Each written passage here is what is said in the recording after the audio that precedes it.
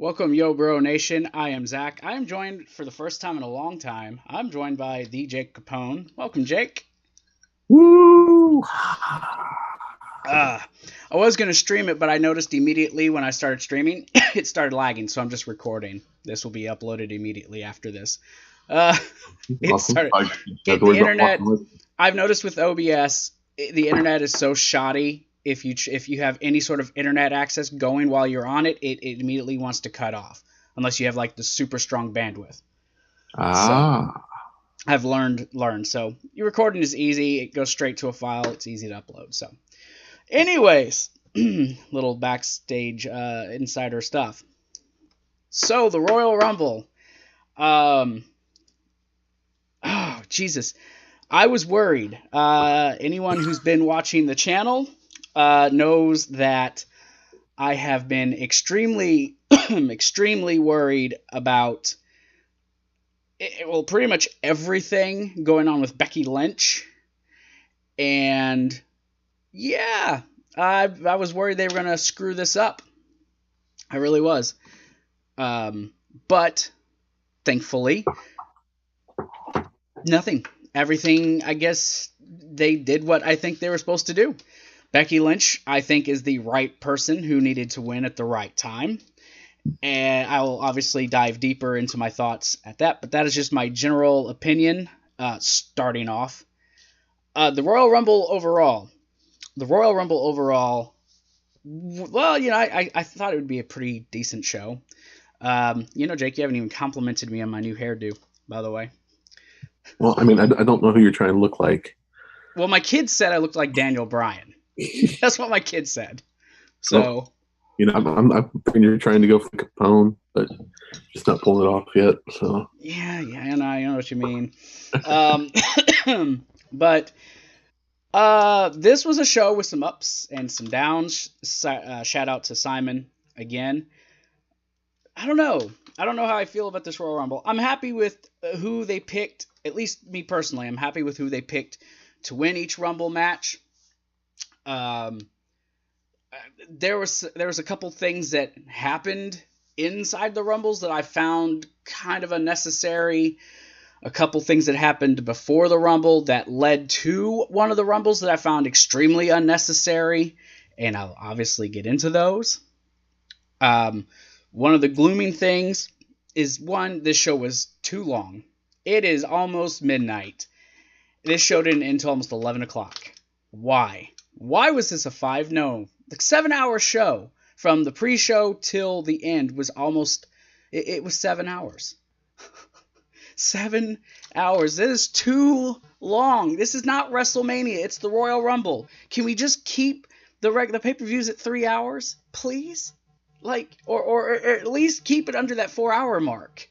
Nope, sorry. Like, my gosh, it was 9:30, and I was like, they hadn't even done Brock Lesnar and Finn Balor yet. Holy shit. My girlfriend's like, when is this show over? I said, it's supposed to be 10 o'clock, but apparently I'm wrong. Apparently they own the network, so they don't care. It's not like they have a pay-per-view time that they have to end by. Well, they still have pay-per-view providers, and I'm sure those guys were pissed. No, they cut it off at 10, and they're like, you can watch the replay. You dicks. Probably. But yeah, the show overall is just a nuisance. It always will be. I don't know why I'm even bringing that up. Another thing that is a big issue for me is just the whole the matches on the pre-show. Why did we have a tag team match? I don't know if you watched the pre-show. Bobby Roode and Chad Gable in a non-title match against Razor and Scott Dawson. A mixture of a team for a possible title shot. They lost, which is irrelevant when you really think about it, but that was dumb. I don't understand the purpose of that. You know, last night I was so excited about NXT. I was giddy and I was just smiling. And shockingly, there's a lot of mixed opinions on TakeOver from last night. A lot of mixed opinions. I thought the show was fantastic, but a lot of mixed stuff. Who cared about Rusev and Nakamura? Who really, I mean, who watches 205 Live out of like the real hardcore fans? I still think they should have been on the main card still, but I'm rambling. I'm going to let you go ahead. Speak your piece about the Royal Rumble. Ugh, I I have mean, a mixed bag. overall, I felt that there were, like you said, there were good points, there were bad points, there were some good surprises in there. I was JEFF, JARRETT, ain't I great? I was kind of hoping that they were going to have a few more surprise entrants. I mean, Jeff Jarrett was literally like the only surprise entrant that they had. I mean, there was a few of those NXT guys who came in. I don't consider them surprise entrants. Like, I'm talking about, like, I was figuring the Alundra Blaze might have been in this one again this year, or for the women's. Or the women's was. I don't think there was one like legend or Hall of Famer in that match. I was expecting a Trish Stratus or a Lita at least. At least Trish. I mean, you had Mickey. She was the closest thing you had to. But she's on the active roster still. But I mean, I thought, like, okay, during that whole match, I was sitting there and I was kind of thinking to myself, like, wouldn't it be effed up if, like, they got to number 29 and, like, maybe R-Truth came out at 29 because he thought his entrance was earlier and then he still got beat up or something. And I was, like, waiting for Roman Reigns music to hit for some strange reason. But, like, okay, when Lashley came out, I was like, okay, maybe Kevin Owens is going to make his return. Because, Kevin Owens has been cleared to come back and wrestle. And from all I've heard, dude's trimmed down. He's got new tattoos, looking healthy. He didn't show up. No Sami Zayn. I guess they're holding him off till after WrestleMania, which it blows. I think Lashley made a flub, too, in that match when he was eliminated. Because they looked a little confused. I don't know. I was like you, though. I was expecting more, and I don't think they really gave us much as far as like the surprises this year. A lot of NXT people though in the women's Rumble, a lot, right, which they didn't do last year. But who still wasn't there? Shayna Baszler. I was still wanting Shayna. She didn't show up. I even was like, you know what? I feel more confident that she'll show up at least for the Rumble, and not even Bianca. Neither one. I was happy to see Johnny Gargano being in it. I was cool with that. Aleister Black, I was happy to see him in there. Once I saw him, I was like, can I change my pick to Aleister Black, please? Right. And then he got freaking eliminated. I was like, ugh. Who would you say was your MVP of both Rumbles? I'm giving the women's Rumble to Natty. She was in that thing 50 plus minutes. She didn't do a lot, but I mean, she was in it a long time. I wouldn't consider her MVP. Okay, I'm not gonna really do an MVP, but I will say like who I thought was the best overall for the women's was Ripley. Oh yeah, I was excited to see her. I mean, she's awesome. I hope that they keep her main roster because she's a beast. Yeah, she is. Especially where she came from a year ago. Of course, the men's was, Aleister Black. That was because I knew Jeff Jarrett wasn't going to win it. But Aleister Black, I was like, heck yeah. Right. Ain't I great? Was that a heel turn by Elias? I'm confused. Like, he didn't do a very face thing, hitting him with the... I mean, okay, the jab to the face, okay, you're in the Rumble match, I get it. Then a chair shot or a guitar shot afterwards. That's not exactly a face type of move. See, I was kind of hoping what was going to happen with that. I was hoping that it was going to be where, like, he hits Jeff Jarrett, grabs the guitar, goes to hit Jarrett. Jarrett ducks the guitar, kicks him in the stomach, grabs the guitar, and hits him with it and goes... That's how you do it, slap nuts, and then throw but that didn't happen. Yeah, I saw someone on Twitter say that they failed. They should have had him come out with his WCW theme when he was doing the whole slap nuts gimmick. Would have been much nicer. I agree. Oh, dude, he had the glasses, though. He at least had the glasses. I popped for the old school gear, though. Yeah. I popped for the old school gear. I totally agree. I don't know if anyone noticed, I'm wearing my t-shirt again today. I love this thing. The stuff's so soft. I got this about a week ago. I love it. It's my face. I told you I was going to make this shirt, and I did. I straight up did it. Now that I got the whole GIMP and everything figured out. But so we're going to do this Royal Rumble review. We'll go over it match by match, and we'll obviously give our thoughts and our opinions and everything. But before we get into that, patreon.com/YoBroNation. You guys can go there. 6 tiers to choose from. You can become a co-producer or producer of the show. You'll get credit in all the videos. You also have some say in what we do. You're also going to be monitors in the Discord groups. You also get to be a VIP member in the Discord groups. That's just $1. Behind-the-scenes vlogs, AEW coverage exclusive here. Classic Raw reviews exclusive to the Patreon. There's a lot of stuff there, guys. Go ahead, just check it out. And if you're not feeling like maybe that's what you're really up to, there is a second option, folks. There is a second option. Buy our merch, teepublic.com/YoBroNation1. We got the Recess Never Dies shirt. Never Gets Old.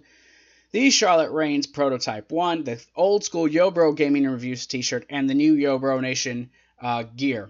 If you guys aren't up to doing either of those, excuse me, guys, I'm still fighting whatever it is that I got hitting me. Lagana herpetic blades. Yeah, pretty much. Just subscribe to the channel, hit the notification bell. You can also go ahead and like and share this video. That helps and goes a long way. Comment.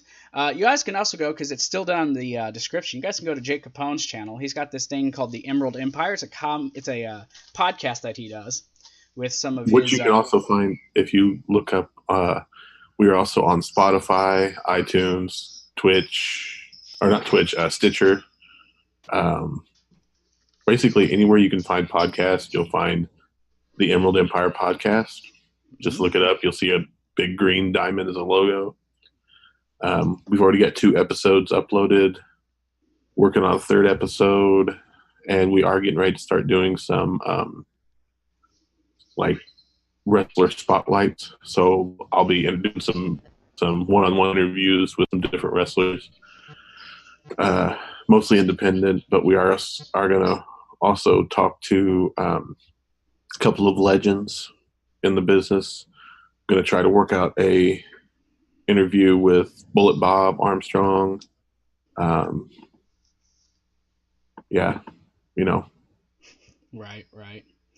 Those kind of things. But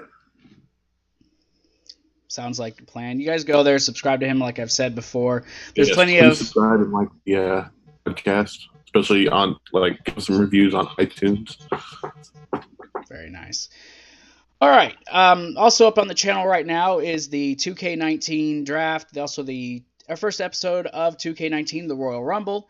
Raw review, SmackDown review, best of the best countdowns up on the channel. Top 10 Royal Rumble winners.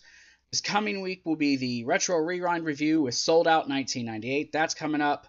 So you guys go check out all that stuff on the channel. I will put stuff in the iCard above.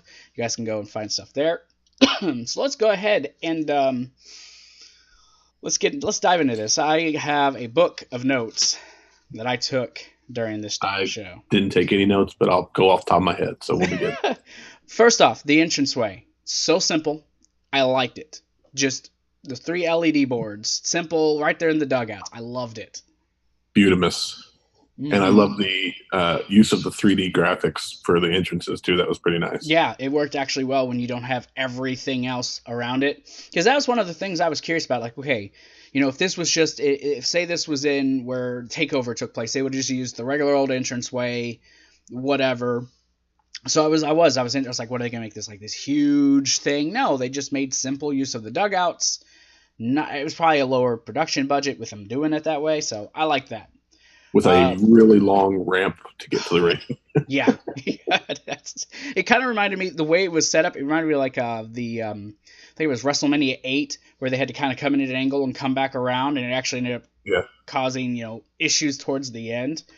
During the kickoff show, we got the announcement of the return of Halftime Heat next week during the Super Bowl. 6-man tag team match.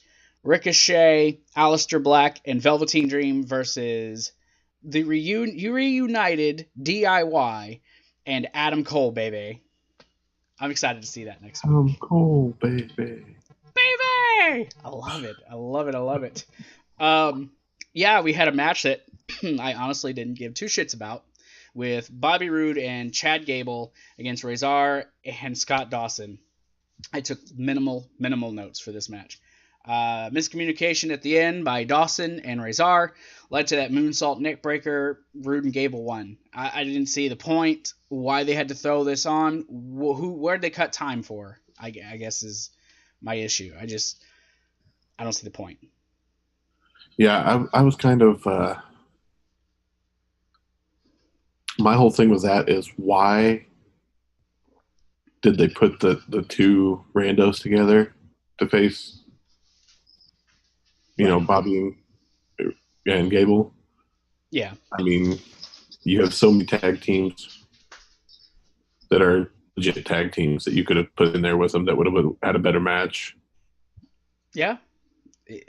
I mean, I know Akam's injured, so why even bring Razor on TV?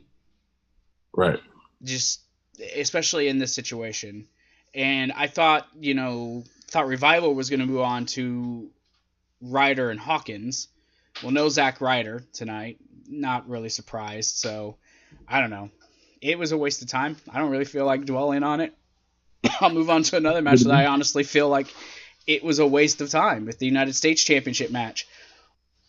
I have no clue why they put the belt back on Nakamura. Because Corey Graves could say it was the United States of Nakamerica. I do like that. I think that's funny, but I do hope that they make a T-shirt with that. Yeah, that would be nice. Can Nakamura stop wearing that stupid jumpsuit outfit that he's been wearing? My God. This stuff is so freaking just, it's, ugh. I don't like it. I hate it. The match, though, wasn't bad. I put in the notes, who really cares? No, and there was no build to this match. They had two episodes where they got to build this, and then they announced it, and you didn't see them the last 2 weeks on SmackDown. So, right. Rusev was a little more aggressive in this match, so Nakamura kind of had to be on defense a little bit. Some back and forth, but there at the end, Nakamura, he's undoing the turnbuckle pad. Lana gets up there. God knows why. You would think after all these instances where shit happened, you wouldn't have that anymore. No. Right. She gets knocked off because Rusev accidentally hits her. Nakamura hits him with a Kinshasa in the back of the head. Gets the 3 count. He's your United States champion for now a second time. So, I don't know. What's he going to do with this time? Are we going to give him until WrestleMania without it? And then they're just going to be like, all right, Nakamura, guess you didn't want to resign. Go back to Japan. Have fun. Or is Nakamura going to go to AEW? Whew, AEW. I have been pushing hard to get Cody and them to get a hold of you guys. Like, every time I see something, I'm like tagging you guys. Please do. Everybody that watches this, please, at One Emerald Empire on Twitter, you tag us in everything that they post out there, but them needing to bring us in. Also, push for the Crockett Cup this year, because we are trying to get in the Crockett Cup. So yeah. I mean, AEW is going to be these guys are giving out WWE contracts. So, and you're in the general facility where I know they'll be doing some of their shows. Yeah. So, I'm trying to get you pushed. How about that Cruiserweight Championship match on the kickoff show? Best match on the kickoff show. Buddy Murphy retains the championship again.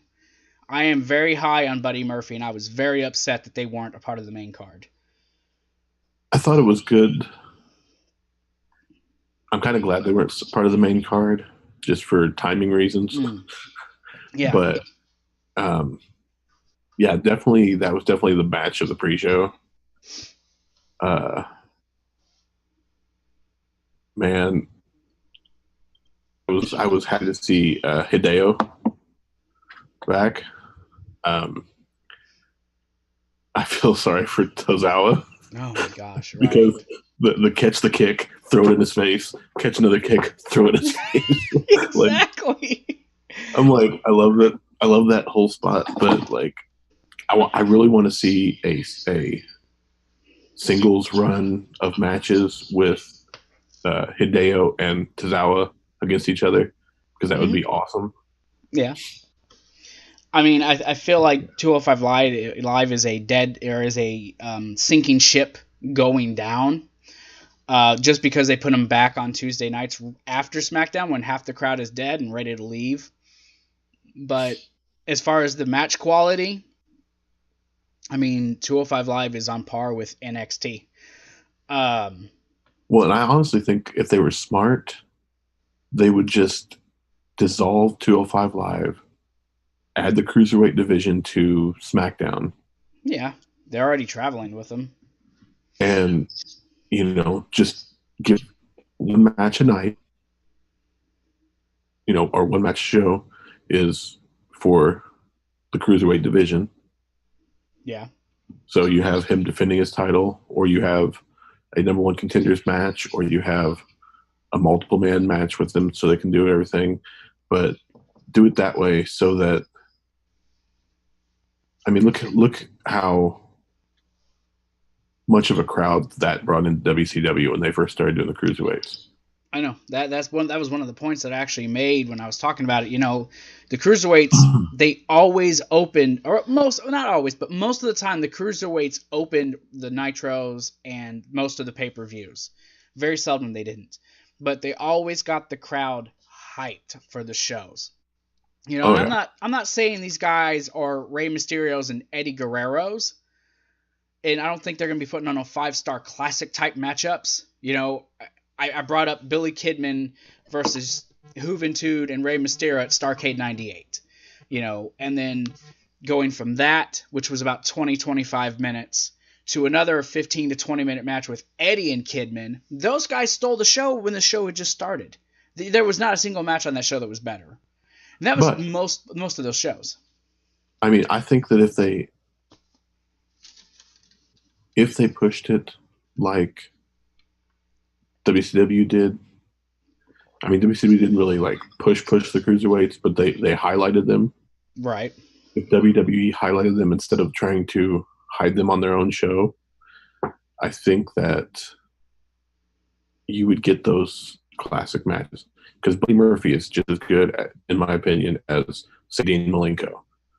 Agreed. He's like a modern day Dean Malenko to me. You have Mustafa Ali, awesome. He kind of is a throwback to kind of Hoovy to me, in my opinion. I mean, you have these guys that, and then of course Kalisto is modern day Ray. I mean, I think that's what they want, but okay, you say that, but then when I think of, okay, they had Kalisto in this, they had Akira Tozawa, I knew right off the bat neither of those guys were winning this match tonight. I knew it was either going to be Hideo or it was going to be Buddy Murphy would retain. I wanted it to be Buddy Murphy. I'm glad it was Buddy Murphy.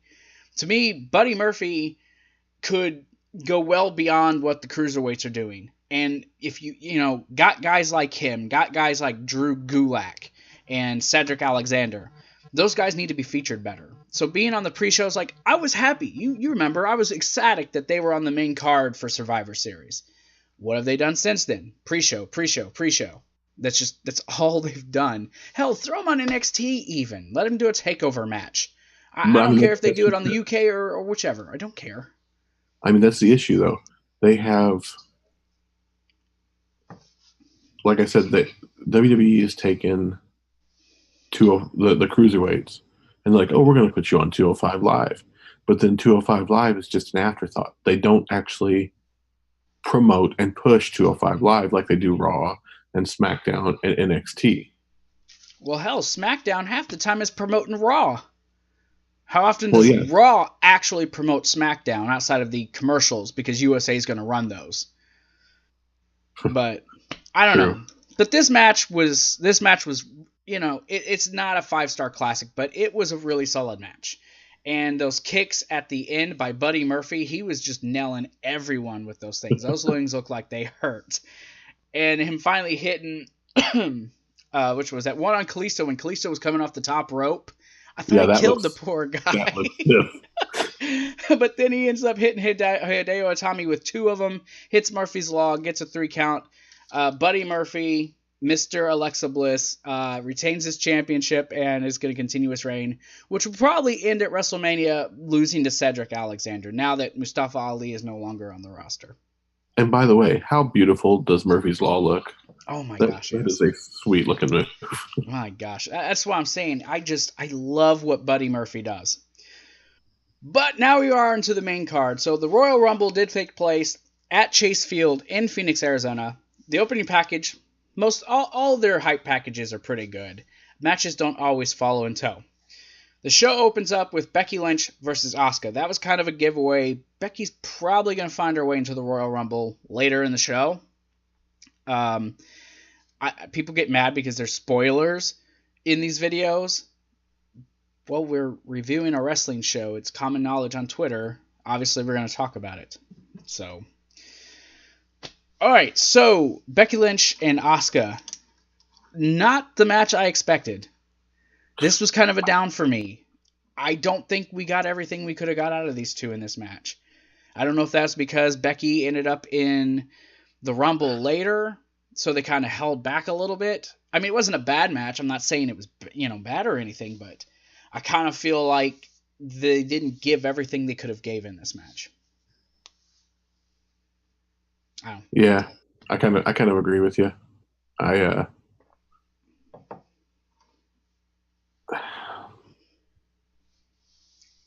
I'm a big fan of Asuka. As am I. Big fan of Becky Lynch, but I do feel like, again, it was kind of like this match was an afterthought to Becky actually being in the Rumble. Yeah, because no one wanted her in this match. Everyone wanted her in the Rumble. That's all anyone cared about, is her getting in the Rumble and her winning. I mean, I think that's the main reason. Some people may dispute this, but I think that's one of the main reasons people wanted to watch this show. Are they going to push Becky? Or is this going to be another Daniel Bryan, a la 2014, where he's just left out of it and we got to hope he gets there? Thankfully they made the right decision, but you're not wrong. It was an afterthought. No one's going to talk to, on Tuesday or Monday night and be like, oh, that Becky Lynch Asuka match, wasn't it great? No one's going to say anything. So, I mean, especially, and my thing is they have so many talented people that they could have had Asuka face that would have made that match better. Right. Yeah. I don't know. I'll also keep my thoughts on Becky and, where she goes from here. But as far as the match, Becky, she was a little bit emotional during this match. This was basically a game of one-upsmanship. Asuka, she was very aggressive, a lot of back and forth. Asuka went for her armbar, which transitioned into the Asuka lock attempt. Trying to dive into these and break these things move by move is difficult. It is. But the match ends with a series of exchanges. Asuka hits the Asuka lock. She flips over to apply more pressure, and you just kind of see Becky's neck all contorted and stuff. But there was some really good chain wrestling in this match, I think, with the exchange of holds. Becky getting her in the Asuka lock and Asuka getting her in the disarmor and the back and forth. So, like I said, it wasn't a bad match. I just don't think it was the best match, honestly. I mean, Asuka's going to retain the championship. What does Asuka do come WrestleMania? She's the odd person out, unless they make some big call-up between now and Mania, and I don't know, or maybe Charlotte does go after the women's championship on SmackDown. Maybe she isn't going to be a part of a triple threat match come WrestleMania. But I don't hold your breath. Don't hold your breath. She'll be a part of that main event for WrestleMania. I hope not. I hope not too. But in my predictions, I had Charlotte part of the finish of the Rumble, and I almost turned out to be right. God, why must they push Charlotte? Why? So yeah, SmackDown Women's Championship, decent to really good match. Okay. I don't know how you do what. I'm gonna throw this out there. You know who I want to see face Asuka at WrestleMania for the title? Nikki Cross. That would be cool, but no. Ember Moon. I would like that. How can we get there though? How can we get there? I mean, they've got to just push an Ember, you know. Can we get a what is it? A shake-up? Can we get a shake-up so these two can switch brands? I'd be cool with that. I would probably would really enjoy that and would like to see that. It'd be nice, but they don't do the draft until after WrestleMania, do they? They more or less just do it whenever they feel like now. I mean, it's been after WrestleMania the last couple of years, but yeah, we probably won't see any more call-ups till after Mania. And can we put out a missing persons report and start posting flyers? Where's Lars Sullivan?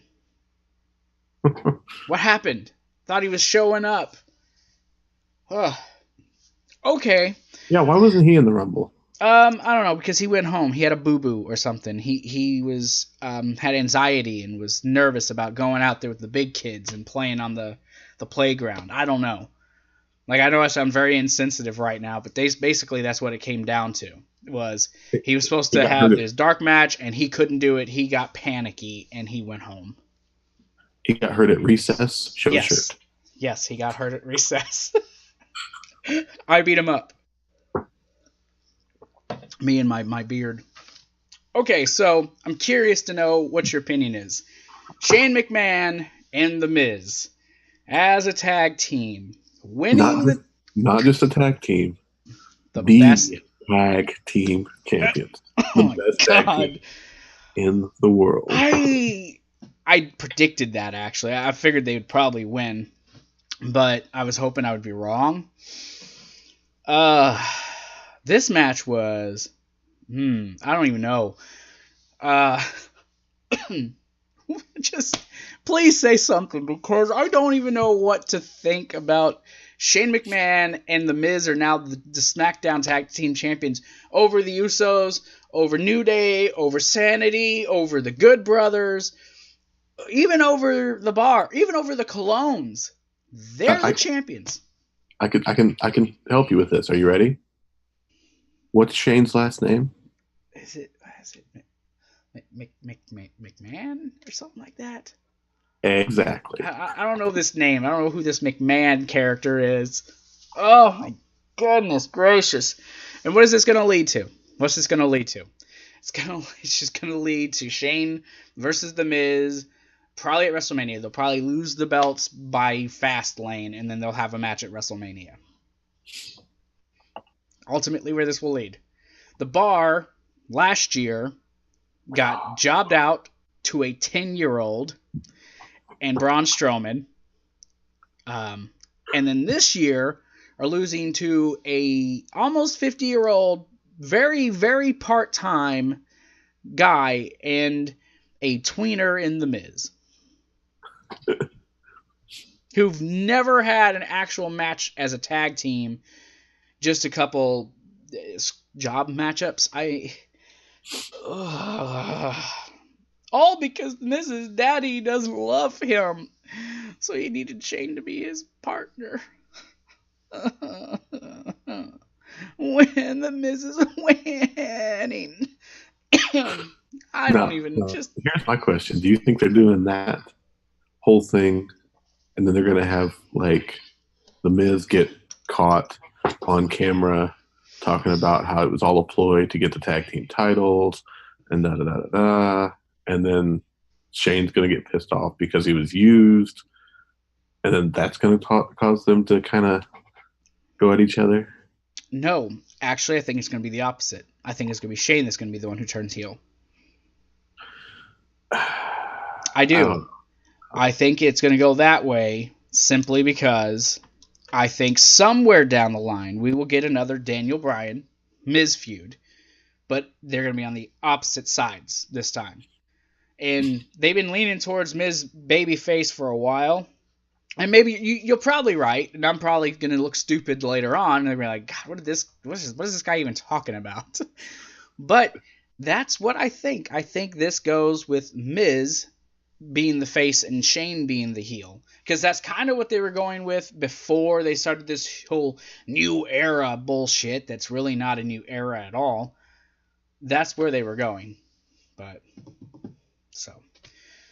As far as the match goes, Miz was pretty much beat down most of this match. Shane gets in, he gets the hot tag, starts doing his little shadow punches that look so fake, even though he really does do the whole MMA thing. Go figure.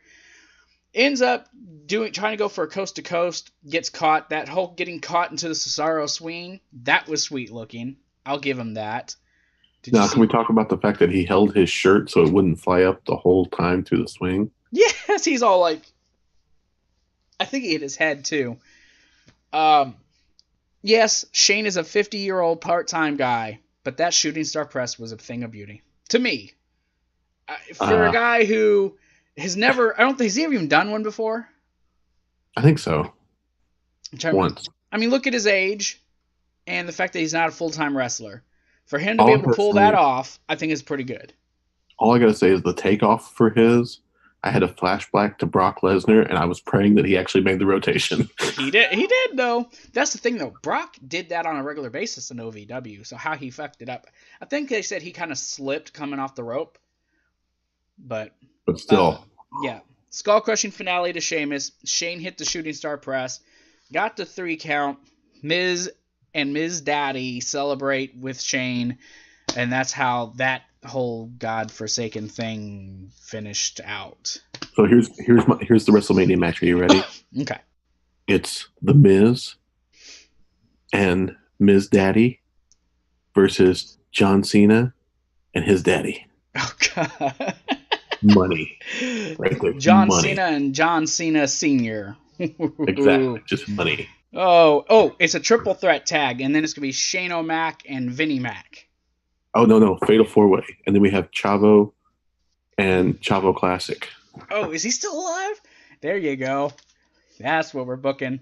So, how about this attendance record for Chase Field of 48,193? How fake do you think that is?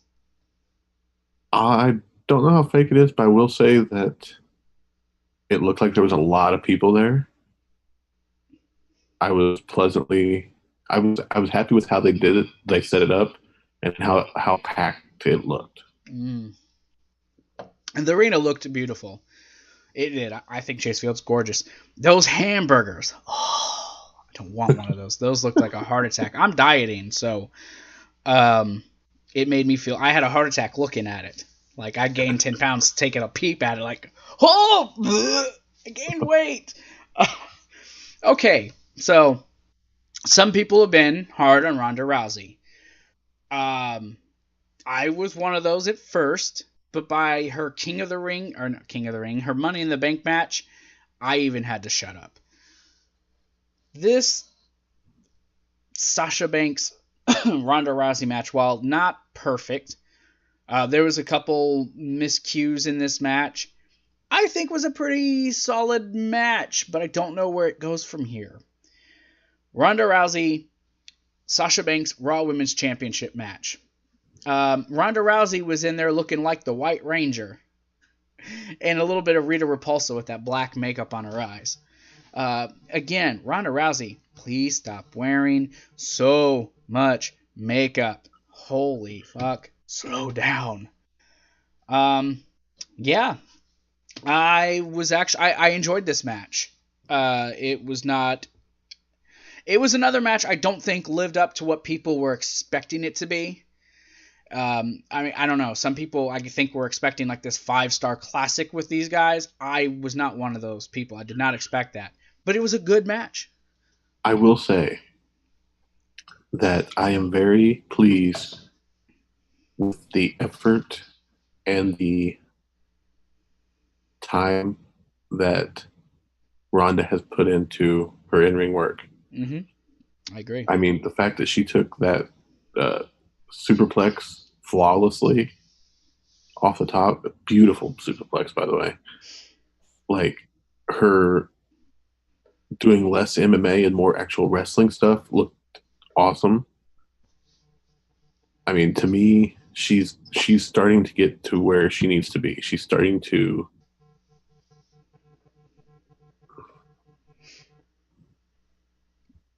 mold herself more into a professional wrestler and less into a MMA fighter that just happens to wrestle, i.e. Brock Lesnar. Who we know can wrestle, though. We know he can wrestle when he wants to. Oh, and I can't. I'm going to bury them with that Brock Lesnar match. I'm going to bury them. Just forewarning you, I'm going to bury them. Not because of the match. I had no problem with the match or how it ended. What happened afterwards, I'm going to bury them. Yes, I wasn't happy with what happened afterwards either. So yeah, this match, had a lot of trash talk at the beginning, them trying to one-up each other. Sasha looked like old Sasha Banks in this match. Her working over the arm after she, Ronda punched the post. Those LED boards, there's no way those things hurt that bad. It's not like punching that metal post. I'm tired when every time they hit it and you hear it, it sounds like plastic mesh. And they're like, oh, like they just died or something. It's like hitting them with a fucking baseball bat that you give your kids, okay? Like, that probably hurts worse. But yeah, Sasha working over her arm.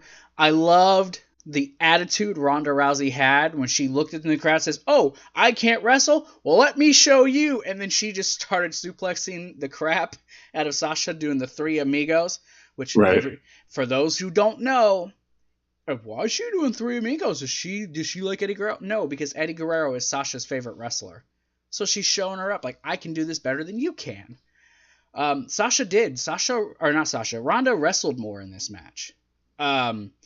And I just loved the way these two meshed together. I would like to see another match with them. I would. I thought it was good. However, the ending of the match, when they shake hands and Sasha walks off and then comes back, does nothing, and then walks off again. To me, it would have been better if Sasha would have shook her hand and then, as she goes to turn away, blast her and just jump on the offensive and just beat the hell out of Ronda. I was waiting for that. But then I was thinking, no, they're not going to do that because Bayley's a face. These two are probably going to win the tag team championships at the Chamber pay-per-view in 3 weeks. If they do that, it won't be till after that's happened. But when she did come back, she did throw up the 4 for the 4 horsewomen. So it was kind of like, oh yeah, good for you, but we still rock, okay? Or whatever that meant. Rousey trying to get the Piper's Pit, the counter that Sasha did for that, but her finally getting it. The little show of respect where Ronda's like, oh, we can be friends, and then Sasha comes back and is just like, bitch, no. Okay, you ready for some chaos?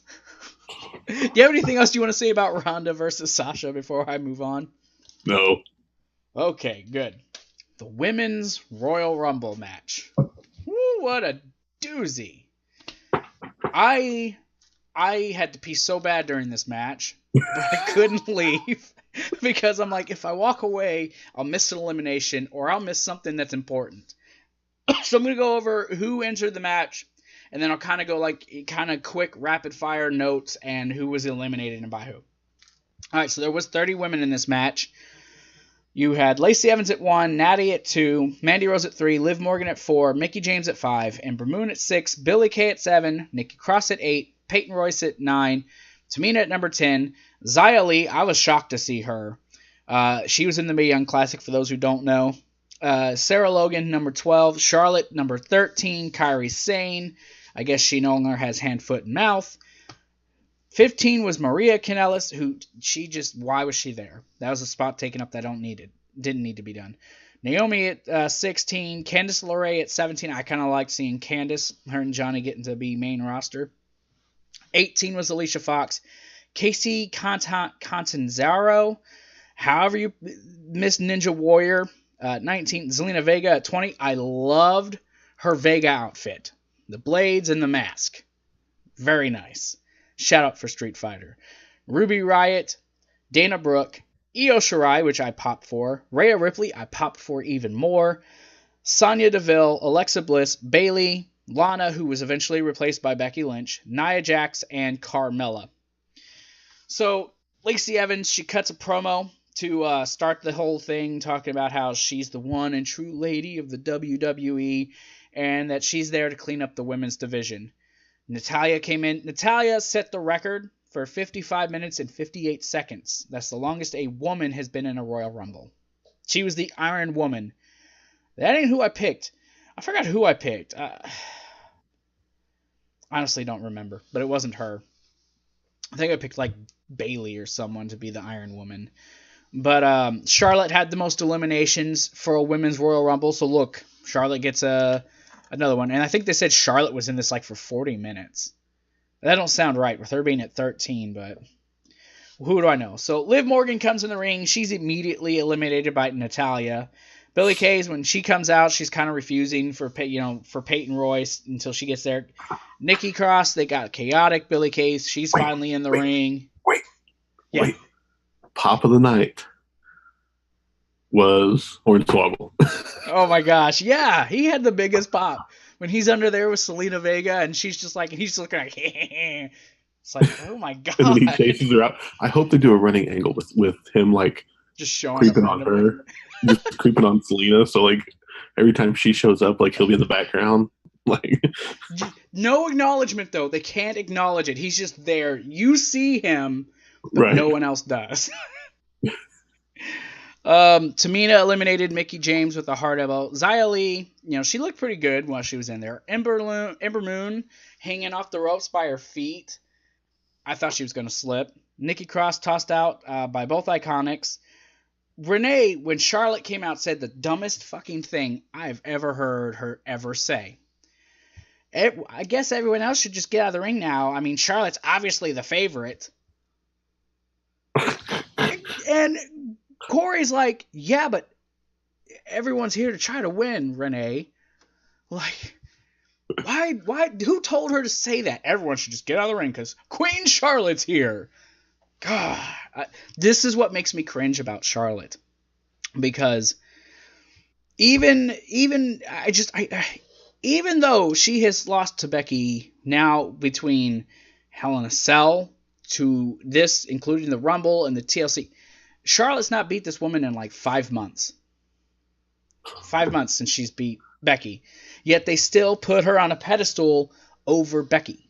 Like, Becky's still second fiddle to her. Anyways. So, big boot to Xia Li by Charlotte for her first elimination of the night. Oh yeah, the Iconics eliminated by Lacey Evans. I was impressed with Lacey Evans during this match, during her time in there. She looked pretty good. Like, she's going to fit fine on the main roster. Tamina eliminated by Charlotte.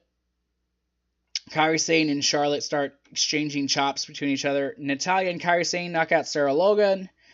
Naomi, she eliminates Mandy Rose, and then Mandy Rose tries to powerbomb her for Naomi to crawl across the barricade to pop back just to get eliminated anyways.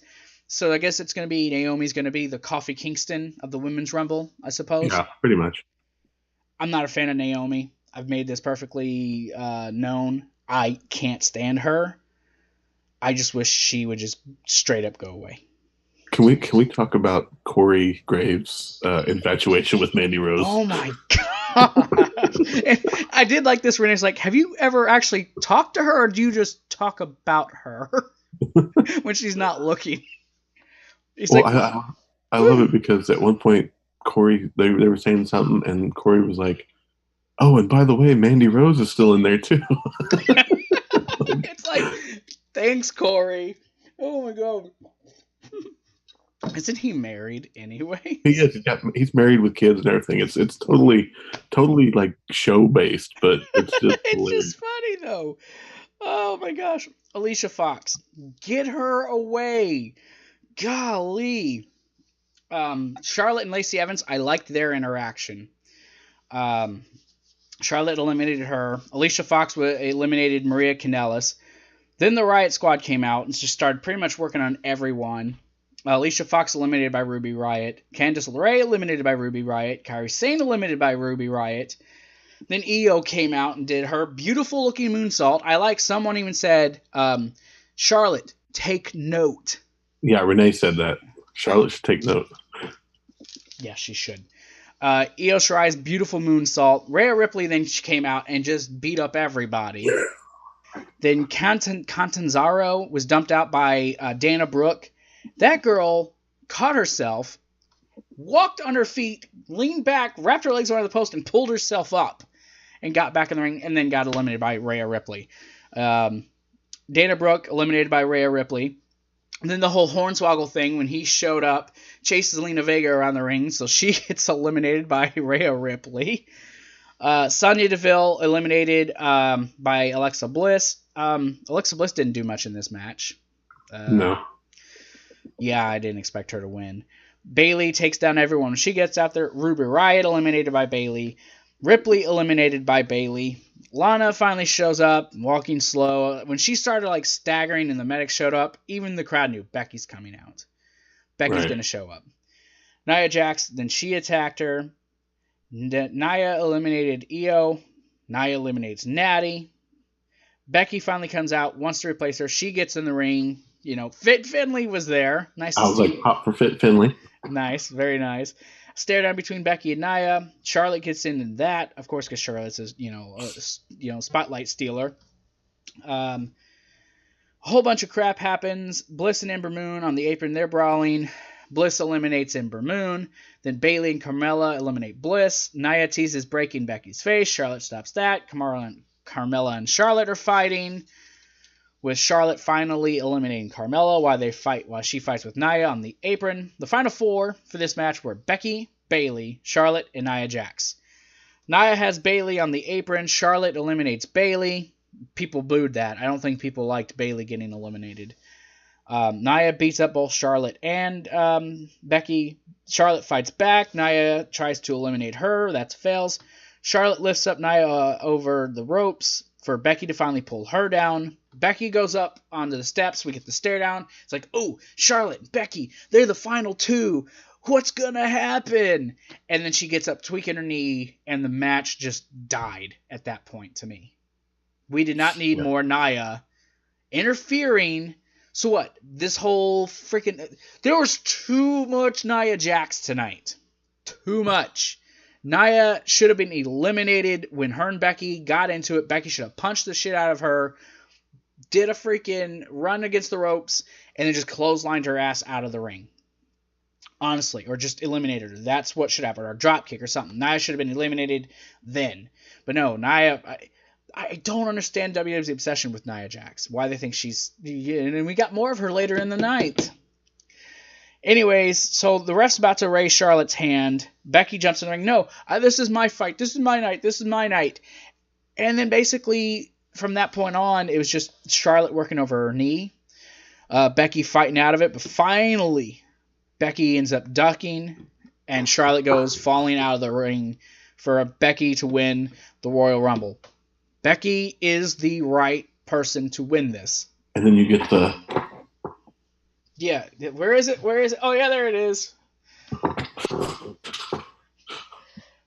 I think it's safe to say Becky's a face again, also. But, one, Becky tapping out to Asuka made Becky look bad. Then her getting in the Rumble, this way, she should have beat up somebody and took their spot. Here's my thing. What should have happened, instead of having Lana limp out there and wasting time that way, it should have been they hit Lana's music, have Fit Finley or somebody come out and say, sorry, due to what happened earlier in the night, Lana's not going to be able to be in the match. But we did find a suitable replacement. Then you hit Becky's music. Yeah, it would have been probably more impactful. You would have had a huge pop when her music hit. That huge pop, and then Becky takes off, runs to the ring, House of Fire, da da da da da da da. You know. Right. Yeah. Actually, that does sound a hell of a lot better. Actually. But yeah. So you do have Becky on her road to WrestleMania. My mic's not wanting to stand. Becky's on her road to WrestleMania now. I think you would agree this is going to end with Ronda Rousey. That's the end of her WrestleMania road. But they're not going to leave Charlotte out of this. They can't. They can't leave Charlotte out. You know they won't. You know this. Yes, they can. They can, but they won't. That's the issue. They can, but they're not gonna. I don't know what else to think. I'm glad that my uneasiness was put to rest with Becky winning this and Becky being the winner. But I can see them, somehow giving Charlotte a shot to earn her way into that main event once Becky's made her choice. I've heard people talk about unification matches. I don't see them unifying the women's championships. I don't see them doing that. So, unless Charlotte decides to go for the SmackDown Women's Championship, she's going to... I have unfinished with Ronda. I deserve it. Daddy, tell them I'm supposed to get a shot too, Daddy. Woo! Like Miss Queen just throwing a fit and getting her shot because that's what they do. I'm supposed to get a shot. Woo! More or less, that's what happens. But Becky Lynch is the Royal Rumble winner. I'm calling it now. Triple threat match. We got what we want with Becky in it. Becky will challenge Ronda. Charlotte will get herself into that match, however they decide to do it. We won't know for sure till probably after Fastlane, because they're going to wait to build most of these matches till like 3 weeks out from WrestleMania rather than like they used to do, the night after the Royal Rumble. Start building your Royal Rumble winner's path to Mania. Start building it then. Okay? You're facing the champion. Who's going to be the champion? We'll find out after whatever the February pay-per-view is. From February on, we're building WrestleMania. We're building up that main event. Which also leads me to the next question. You notice they kept saying the winner of both of these Royal Rumbles were going to be the main event of WrestleMania? Mm-hmm. So does that mean there's going to be 2 main events? Of course. Yeah. Which one's going to be the final one? The main. Probably. Yeah, so Becky Lynch, Royal Rumble winner for the women, 2019. Woohoo! I'm happy with it. WWE Championship match, AJ Styles, the new Daniel Bryan. What'd you think of this match?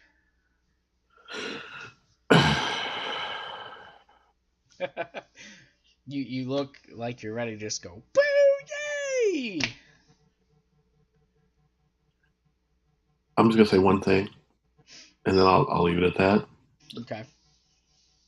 I'm tired of AJ Styles, Daniel Bryan. I said that when AJ won the Fatal 5-Way. I said that then. I don't want to see this before Survivor Series, after Survivor Series, TLC. Cool. I'm done with it. Can we move on, please? I was all for like, Mustafa Ali versus Daniel Bryan. That'd be a cool little Royal Rumble matchup. You won't see that any other time, but I'm cool with that. Why couldn't we got that? Or Buddy. Huh? Or Buddy. Anything. Hell, anything at this point. But you know what? You know who I want to see face Daniel Bryan? Who? Aleister Black. But you know what we're going to get at Elimination Chamber? Daniel Bryan and AJ Styles again. You know we're going to with the finish. Now that he's got the bearded Eric Rowan, who I guess is just no longer a Bludgeon brother. Yeah, can you explain it to me? What the hell happened there? Yeah, I guess he's vegan. Guess he wants to save the world with Daniel Bryan. I mean, Daniel Bryan's a small guy. He's got to have a big bodyguard, right? He's got to have someone protect him. But here's my question, okay? You should have applied for that. Right? Here's my question. So, they turned Daniel Bryan heel. Mm-hmm. They start pushing at him as this person that wants to change the world. Captain America. When did Daniel Bryan take over Bray Wyatt's gimmick? That's what I want to know. You've got me. Because, I mean, seriously, I'm going to make the world a better place. And then now he's got Eric Rowan behind him. Next thing you know, Luke Harper's going to show up behind him. I was waiting for him. I was waiting for Bray Wyatt to show up. Or, maybe Bray Wyatt show back up on SmackDown. But no, just Eric Rowan. He's not Rowan. He's not a bludgeon brother anymore. He's not walking around with a mallet. He's now, I guess, going to be this is going to be kind of, I guarantee you, it's going to be kind of like the CM Punk, straight edge society type gimmick. It's going to be Daniel Bryan. He's going to slowly gather more followers as this builds. Except Daniel Bryan will probably do it better. And it'll be all about veganism and saving the world. That's going to be the biggest difference. I don't know. I'm going to give it a chance. I mean, I knew Eric Rowan was going to help him when he came out wearing flannel and the fact that he's got a beard. I just knew. Why else would he have been there? He's not going to help AJ. Speaking of, where is Bray Wyatt? I don't know. I was hoping to see Matt Hardy show up tonight in the Rumble. Just a little appearance. The mother effer.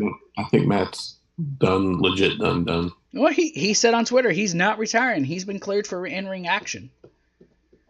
Maybe they're going to wait for him till after the Rumble, because they don't want him getting thrown out of the ring and hurting himself some more. I don't know. You're a wrestler, but we don't want you to fall out of the ring. Anyways, so this match, very, very aggressive. Joint manipulation by Daniel Bryan. Bryan was in control most of this match. AJ Styles, that attempt for the Styles Clash off the top and him getting knocked out. Daniel Bryan kind of just, he busted AJ's nose open. That reverse, AJ pulled out a few moves that he used to do back in TNA during this match. That reverse DDT where he flips, he has a name for it. I don't remember what it is though.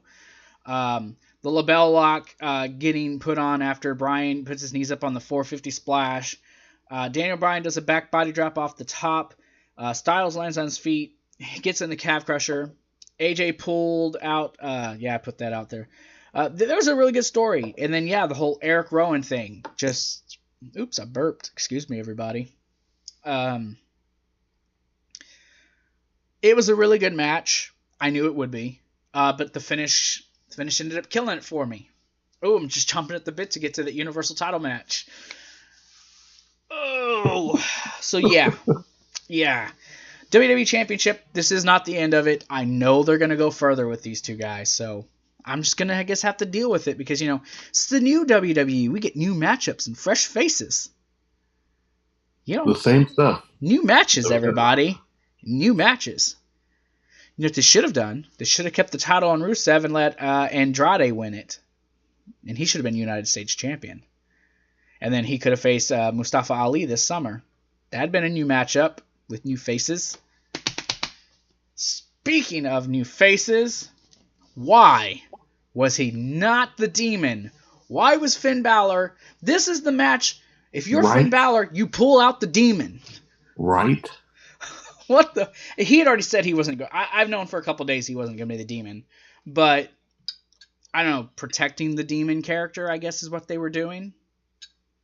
I suppose that was the plan. I have no idea. But, Universal Championship match. Yeah, Finn Balor came out not as the Demon. Now, I said on Monday Night Raw this week, with the way everyone on Raw was speaking about Finn Balor not being able to get the job done, about Finn Balor being too small. With Finn Balor, getting the F5 at the end with Lesnar standing tall. They booked this to look like there was no possible way Finn Balor was going to be able to lose. If you're a wrestling aficionado or a critic or whatever, the way they did the Go Home show with the way everyone talked, it's like, well, gosh, can he lose now? Because if he loses, then he looks like a dummy and everyone was right, including Vince McMahon. He's too small. He's this, he's that. And then he loses. Granted, he looks strong in defeat. And I thought for a second, like, oh my God, are they really going to pull the trigger? Are they really going to go ahead and let Daniel win this? Or let Finn win?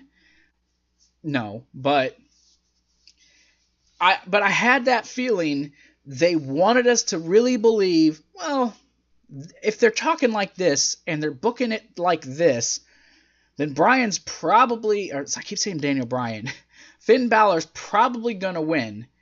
And then I'm like, no. That's what they want us to think, because they want you to really get invested in Finn just to pull the rug out from underneath us. But I did not think they were going to go and do what they did after the match. Now, I'm okay with this match. I'm okay with Finn losing. I'm okay with him not being the demon, because, hey, then you're protecting the demon. If he's not going to win, there's no need for him to come out as Demon Balor. Yes, it'd been pretty cool with 48,000 people in that building. Awesome looking stuff. But what'd they do afterwards? Brock Lesnar, who usually after facing a smaller guy just kind of limps off and looks back and he just does his thing. No. This time, Finn Balor got his ass handed to him afterwards. What was it? I forgot. 3 German suplexes. He got kicked like he was just a fucking piece of trash laying around, and then Brock Lesnar picks up and gives him another F5, and then finally leaves him. And they tried to spin off as, oh, well, Brock Lesnar believes in Finn Balor. That's why he's doing this. No, he's doing this because Vince McMahon wants you to know Finn Balor is nothing to him. Finn Balor is not the guy. He'll never be the guy. He's not beef, like Vince kept saying. Look at all this beef in the ring. He basically looked at Finn Balor and said, we're going to make you look okay in the match, but then afterwards, Brock's going to beat the fuck out of you after he's already been hurt in the match. But now he's going to be super strong Brock again. And he's going to throw you around like a fucking piece of trash. And then you'll go right back to where you were at the bottom of the mid-card, opening shows and losing to 50-plus-year-old Kane when we need to build him up for a feud. That's where you're going to be, Finn Balor. Good job. Hey, we gave you your match. Maybe you'll decide to sign, because, hey, maybe we'll throw you another match. We don't want you to go to AEW. I mean, we don't want them to have talent. We want you to stay here, but we're not going to give you what you want, Finn. And fans, this is what we're giving you. This is to you, fans. Fuck you. Finn Balor is not the guy. They booed. The fans legitimately booed when Brock won. And not boo like, oh, boo the bad guy, and like, boo, Finn didn't win. What is it they said? We're listening to the WWE Universe. You guys are in charge now. We're going to give you what you want. New matchups, new faces, fresh everything. Everyone's going to get opportunities now. And what happened? Finn got a shot and then lost in what was a good match. It was a good match for what it was. Here's the thing that I kind of wish would have happened. I kind of wish that, the match went the way it went. Brock pulls out the win with the Kimura. Brock stands up, still selling, goes to get out of the ring, stops, comes back, picks up Finn Balor like he's going to do something. Kind of looks at him, shakes his hand, drops him, walks out. Because he actually put up a fight. Do the thing like Taker did with the Jeff Hardy. Right. Give him that rub. I mean, Finn Balor doesn't need the rub, but give him the rub in the fans' eyes. Right. That Brock actually agrees that he's a tough little son of a bitch. And, then you can have Finn come out and say, you know what? You bested me then, but you give me one more chance at that and let me bring out my inner demon and we'll see if the beast can beat a demon. And then that sets up for, at Elimination Chamber, you have Brock Lesnar versus the demon Finn Balor. Yeah. I mean, yeah, that would be better. Then you have Finn go over it and as the Demon. Yeah, and that's why I was saying, though, with the how they ended it, they wanted you to know the complete opposite of that. Because if they would have did a scenario like what you brought up, even if he just shook his hand and that was the end of it, that would have been WWE having to admit that Finn Balor is a draw, that Finn Balor is a legit superstar for the company. They don't want you to do that. They don't want to do that. To them, he's a vanilla midget. That's what Finn Balor is, a vanilla midget who will never stack up with the big boys. Unless he's on SmackDown. He goes to SmackDown, yeah, he's got a shot at being WWE champion. But, I mean, I don't know. I could probably sit here and cuss and bitch and complain for God knows how long about this because I'm a big Balor fan. And like I said, I was okay with Balor not coming out as the Demon. I was okay with Balor losing this match. You know, he had Lesnar on the ropes. Lesnar had to pull out a Kimura lock to finally get him because Balor was just that much of a threat to him. But WWE then decides afterwards to just beat him up, throw him around, and leave him laying like an idiot. I don't know, man. That pisses me off.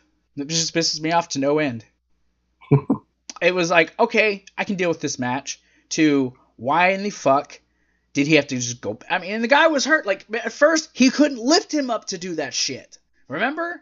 Right. It was, oh, my stomach. And then as soon as the match is over, he's like fucking Super Brock again, just throwing him around like it's no big deal.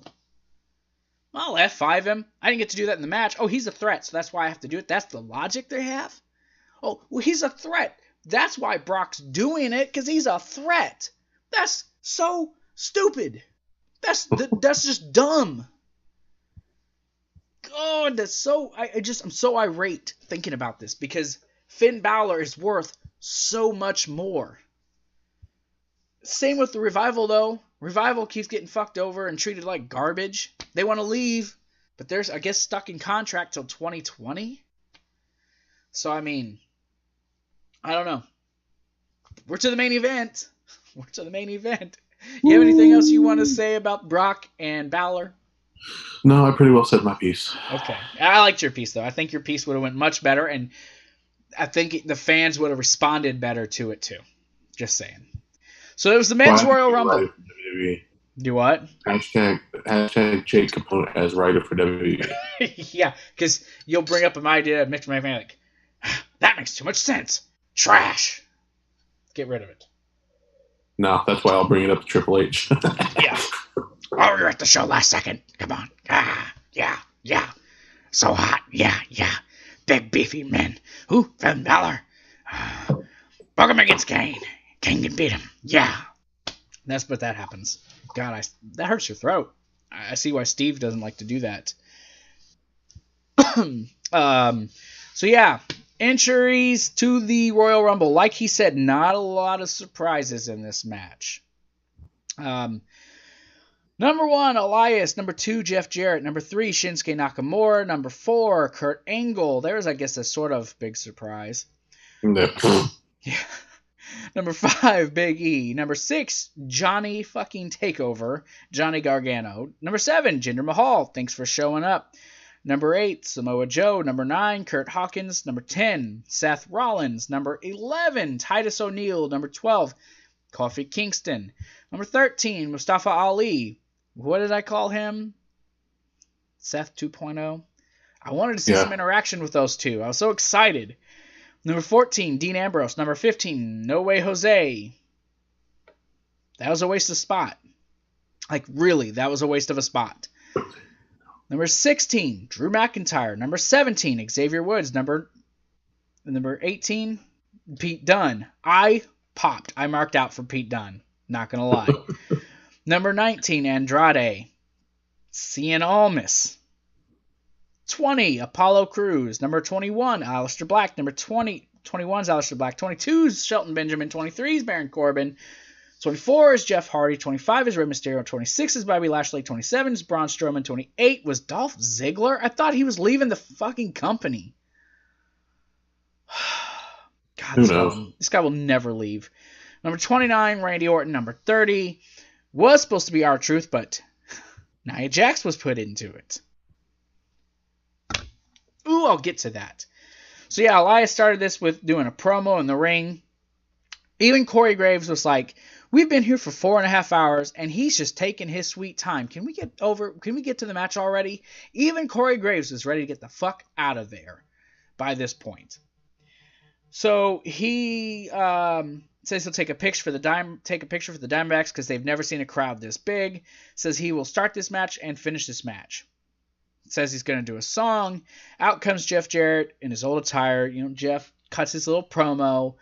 Jeff, JERRETT, Jeff Jarrett. Ain't I great? Yeah, cuts that. Move out of the way. So Elias says, I've been interrupted, almost every time. He says, but I'm cool. He basically says he's cool with this, wants them to do a duet. Fans are, yes, yes, yes, just for him to basically punch him in the face. Elias gives him a guitar shot. Jeff Jarrett's eliminated. Kurt Angle, when he comes out, suplexes both. I think at this point he has Nakamura and Elias.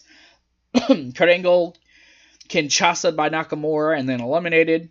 Johnny Gargano eliminates Jinder Mahal, who was in there all of like a minute. Samoa Joe comes in, cleans house, eliminates Big E. Kurt Hawkins is trying to hide and not get into the ring. Eventually he does, and he pays for it. Seth Rollins eliminates Elias. Kurt Hawkins eliminates Titus O'Neil after Titus chases him. Then Samoa Joe eliminates Kurt Hawkins. Mustafa Ali, he goes right for Samoa Joe. Ali eliminates Nakamura. Kofi Kingston had a couple instances in this match where he was able to keep himself in the ring.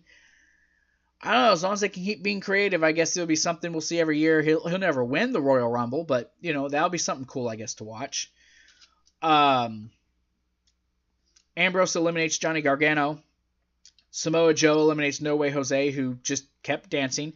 I'm okay with it only because the fact that I know a wrestler from Oklahoma, she's a part of their group.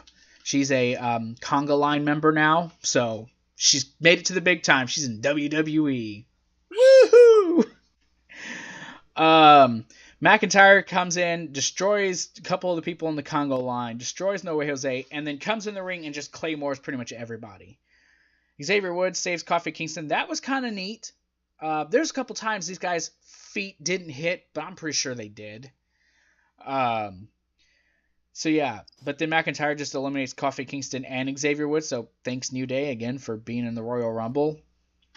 Pete Dunne looked pretty damn good in this match, as did Aleister Black. So did Andrade. I like their little exchange. Aleister Black pretty much fought everyone, eliminated Dean Ambrose, then Ali eliminated Samoa Joe. Baron Corbin eliminated Apollo Crews, eliminated Aleister Black. McIntyre was eliminated by he eliminated Pete Dunne. More Andrade versus Ray. Seth Rollins eliminates Bobby Lashley, then gets put through a table afterwards. Strowman comes in, eliminates Baron Corbin, eliminates Shelton Benjamin, eliminates Jeff Hardy. Dolph Ziggler, he eliminates Drew McIntyre. Orton, Strowman, they have their little exchange. Some crazy suplex with Strowman, Ray, Almas, and Ali.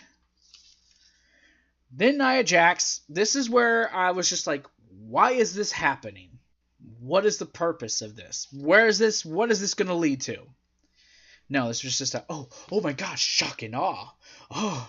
Nia Jax attacks R-Truth, gets into the ring, attacks Ziggler, attacks Ray, eliminates Mustafa Ali. Randy Orton tries to RKO her. She blocks it. Gets grabbed by Ray. Super kicked by by Dolph Ziggler. 619 by Rey Mysterio. RKO by Randy Orton. And then Ray and Randy try to eliminate her. She lands on the apron. And then Ray just basically kicks her out of the ring. So she gets eliminated by Rey Mysterio. Randy Orton eliminates Rey Mysterio. Andrade eliminates Randy Orton. The final four are Strowman, Seth, Andrade, and Ziggler. And they're all like, oh my god, it comes down to Andrade and Ziggler. This could be the year of Tranquilo. Do you guys forget those guys were still on the outside? Did you forget? Like, Seth's like literally right in front of you. Just saying. Ziggler and Andrade brawl. Strowman comes in, takes both of them down. Strowman saw Seth, runs out, gives him that running shoulder block, throws him back in the ring. All three men attack Strowman.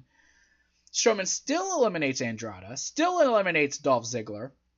Rollins came close a few times to eliminating him, but finally he gets him onto the apron, shoves him into the post, super kicks him, and then he gives him a curb stomp on the apron for Strowman to finally fall out of the ring.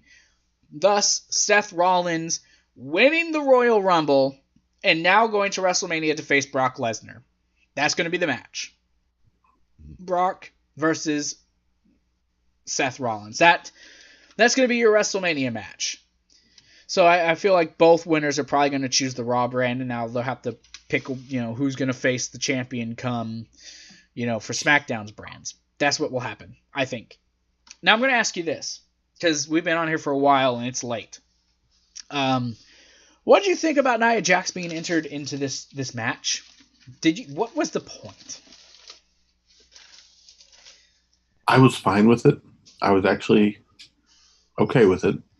However, I wish that she wouldn't have been in the female one if she was going to be in this one.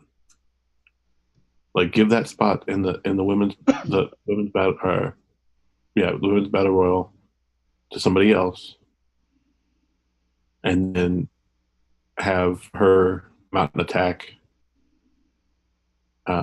R-Truth out of nowhere to enter herself into the men's Royal Rumble after seeing what happened with Becky. Yeah, because you had now two people showed up at the end of the Rumble to replace somebody else. I had a big issue with it. One, because, she was in the Women's Rumble. Two, I'm not against intergender competition. I've seen it. Doesn't bother me. It's wrestling. These guys, they're safe workers. They're not there to hurt each other. They're going to do what they can to protect each other, both male and female. I'm not against intergender competition. But it seemed really super excessive in this match. Like, excessive. Like, she was hit with everything and then kicked out like trash at the end of it. Where does it lead? If I understand Becky coming in, Zach, you didn't have a problem Becky entering herself. Yeah, but that led to something. Becky's going to WrestleMania. There was a purpose to her being in this. What was the purpose of Nia Jax? What is it going to lead to? If it's not going to lead to nothing, if it's just for shock and awe, then keep it. I don't want it. I don't need her in there if it's not going to lead to a bigger story. Someone on Twitter's like, does this mean this is punishment? Are they punishing her? They're not punishing her. They're not going to put her in it and have her eliminate someone to punish her. If they wanted to punish her, they just would have had her booted out of the Women's Rumble. They wouldn't have waited till the Men's Rumble and had them beat her up to punish her for punching Becky in the face back in November. Right. That's stupid. So, again, what was the reason? That's what I want to know. What was the purpose? If there was no purpose, then they should have just left it alone. That's just how I feel. Oh. So. However, I do have an idea. Yeah. And this is something that I think would make it better for WWE. Change it to where instead of it being active roster superstars in a battle or in a Royal Rumble for a chance to win a title shot at WrestleMania, you make it where the Royal Rumble is your NXT superstars and the winner gets a contract for the main roster. Ooh, that would be kind of cool. That would be really neat. I'd be down for that. I'd be really down for that. Then that takes away all the hubbub of trying to work your storylines around to where your guy that's supposed to face your champion at WrestleMania has to win the Rumble. Right. Plus, it gives the younger guys on NXT exposure on your main roster.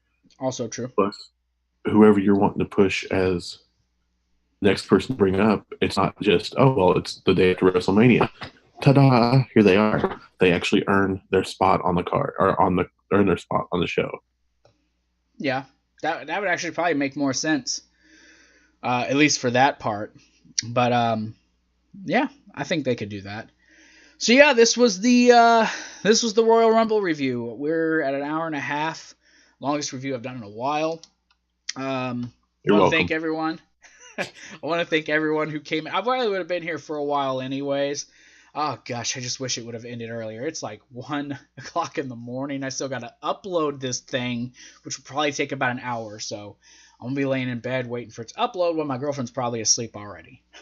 Yay. Yeah, she'll be like, more time with me, please. And I'll be like, I'm sorry. They suck. They suck, baby. I'm sorry. So thank you, Jake, for coming in and joining me. Hope you come back and do some more videos. Yeah, hopefully. Maybe we can get you on the Empire podcast one day and get your input on some stuff. I would love to. I've watched the first 2 episodes, so. Yes. Yeah. Again, subscribe to it on YouTube or on iTunes or Spotify. You know, watch it as many times as you want, because the more times you watch it, the more hype we get. So listen to it. I mean, not watch it. Listen to it like 7 or 8 times on there. That'd be awesome. It's pretty good stuff. There's people on there who actually know what they're talking about. It's not people who are pretending to know what's going on. Like me, I guess. I don't know. I know enough. 20 plus years of watching this stuff. But yeah, that's going to do it. I'm not going to plug everything because it's late and most people are probably like, gosh, this is going on forever. So thank you guys. I will be live for the Raw review tomorrow night. It's going to be a crazy Raw, I'm sure. Also be live for SmackDown. So clap for Jake for coming in and being a trooper. And it's now officially 1 a.m. So I'm going to get out of here, and I will see everyone tomorrow night. Peace out and enjoy your nights. Bye-bye.